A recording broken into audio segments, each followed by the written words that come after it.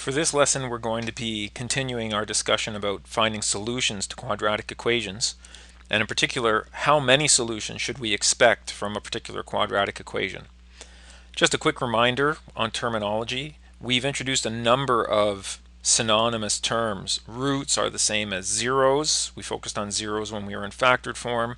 Those are x-intercepts, which we looked at really when we were looking at graphs. And then this generic term, roots and solutions, are kind of equally generic terms. Now, why would we be interested in predicting how many roots there are? Isn't it enough just to find the roots? As we discovered in some previous work, going through the process of finding the roots can be very simple and straightforward, but can actually be quite involved at times.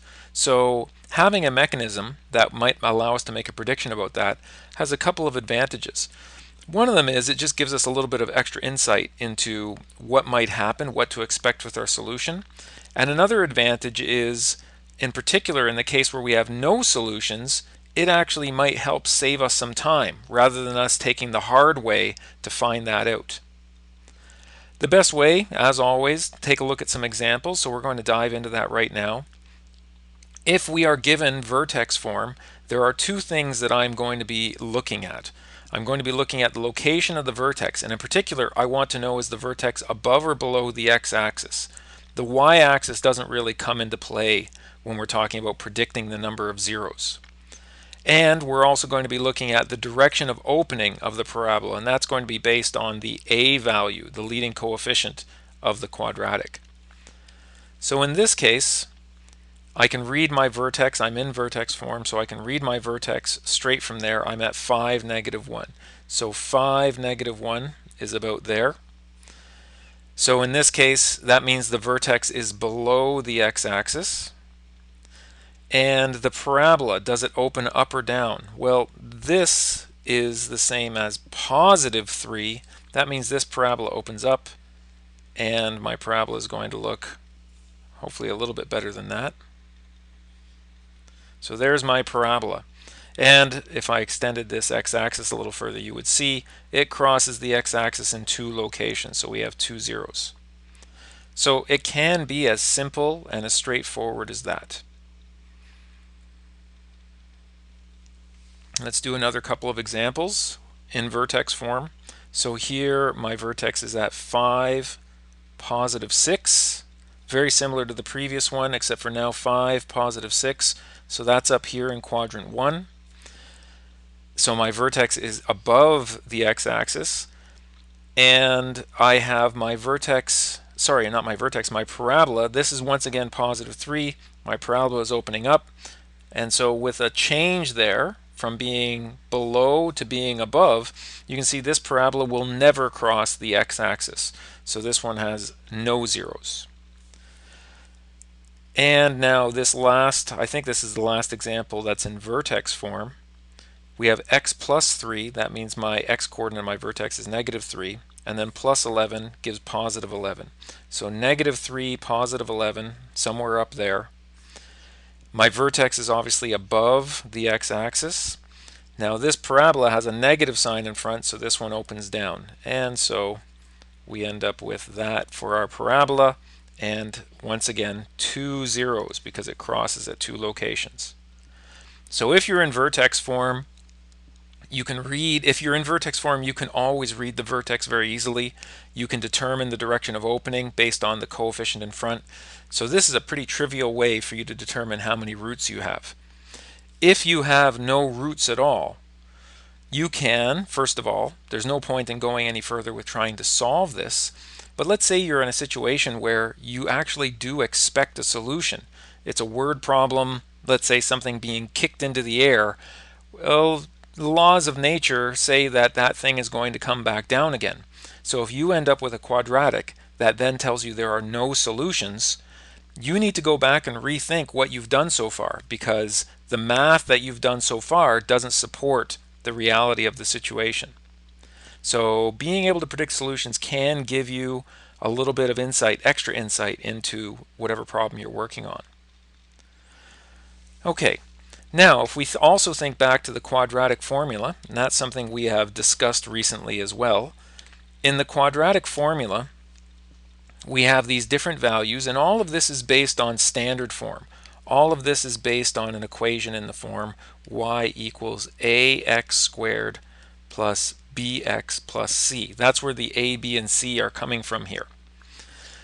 Now when it comes to how many solutions we have, all of that is actually dependent on this single term, the square root of b squared minus 4ac. That's going to determine, because that's where the plus minus comes in. So the plus minus is what defines the two different solutions. So this, what I've outlined here in red, is going to be what differentiates between the two different solutions. Inside the bracket, the b squared minus 4ac, this is called the discriminant. And in particular, the value of this, or actually more importantly, the sign of this, is what's going to tell us how many solutions we have. And I'm actually going to jump around a little bit here, because if the plus minus tells us that how many solutions we have, well, what's the only value to have here that results in no change at all? Plus or minus, we can add or subtract 0 and make no change. So that's this middle one. If the discriminant is 0, so that's if b squared minus 4ac is 0, we don't have two solutions, because my plus number and my minus number are the same number. So we actually only have one solution, which is made up of just those two terms with the division. Now what does that look like graphically? One real root, or one solution, that occurs when you have your vertex is on the x-axis. So that's the only way to have one real root. Your vertex is on the x-axis opening down. Your vertex is on the x-axis with the parabola opening up. If this number is positive, then we take the square root of a positive number, which is also positive. So plus that positive number turns into one solution. Subtracting that positive number turns into a different solution. And obviously those are two different solutions. So when does that happen? That will happen when your vertex is below the x-axis opening upward. So there are my two roots.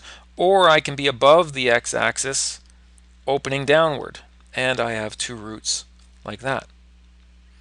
Now finally, the most interesting and quite possibly the most useful application of the discriminant is what happens if this b squared minus 4ac is actually negative.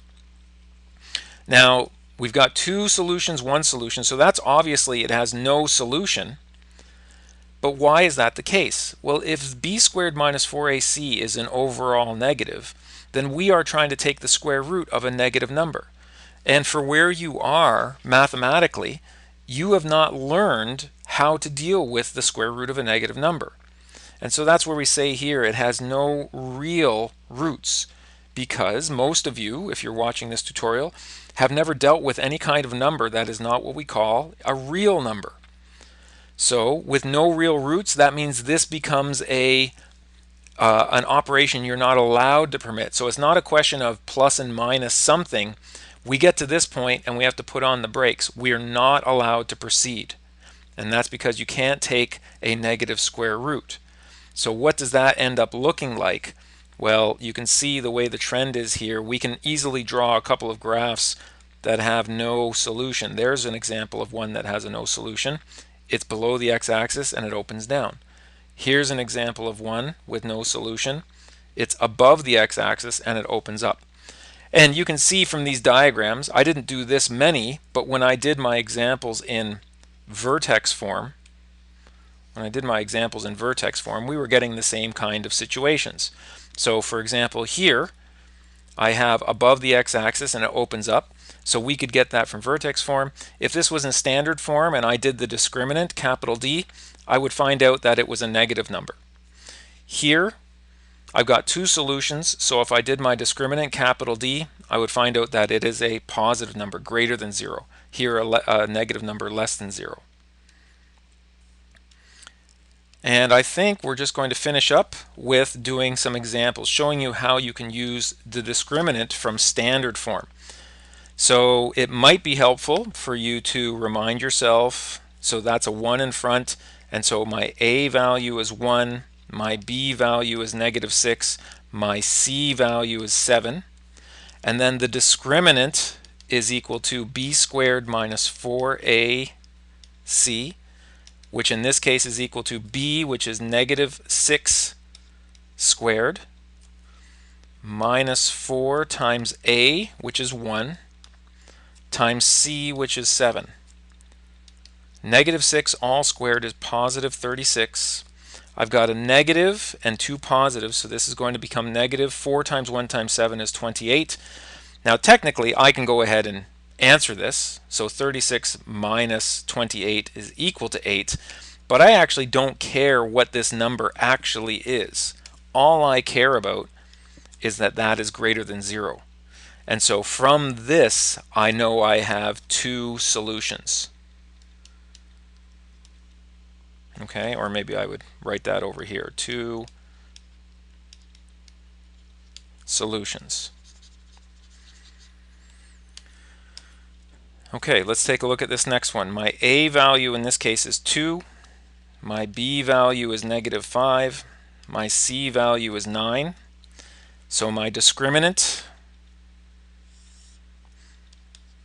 is equal to B squared. So instead of B, I'm going to write -5 all squared minus 4 times A, which is 2, times C, which is 9. -5 all squared is positive 25. -4 times 2 times 9, that's going to be negative. 4 times 2 is 8. 8 times 9 is 72. And so again, from here, all I really care about is the fact that that's less than 0. So this one has 0 solutions. Because this is a negative number, I can't take the square root of a negative number. Now I'm running out of room here. See if I can move some things around. No, they're all together, unfortunately. Okay, we'll just have to make it work.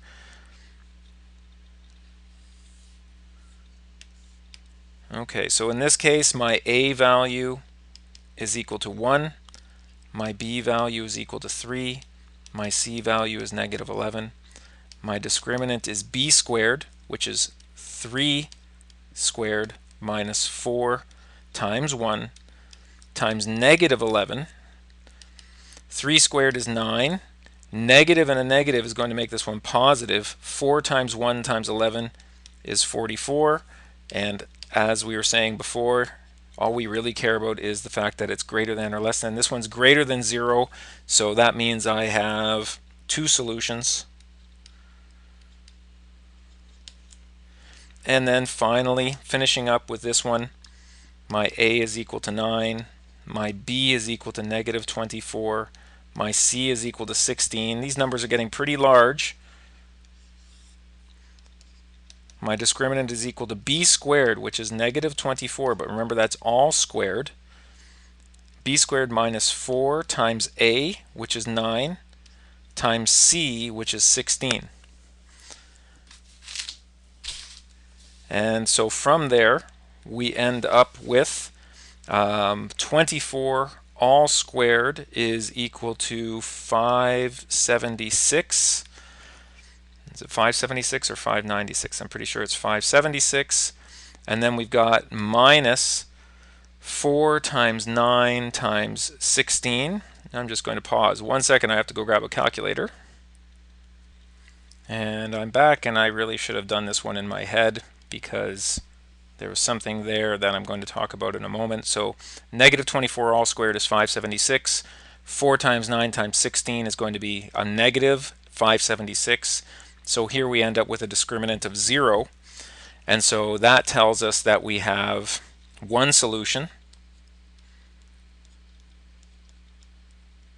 And we actually could have seen that one coming. Because here, if we take a look at this, and I wouldn't expect you to do this, but this is just to illustrate. If we take a look at this, y equals, this is a perfect square trinomial. We've got 3x all squared minus 24 plus 4 all squared. So it turns out that this is actually 3x minus 4 all squared. Now that's not in vertex form the way it is, but what this does tell you is it actually has one root. So the vertex of this one is actually on the x-axis itself.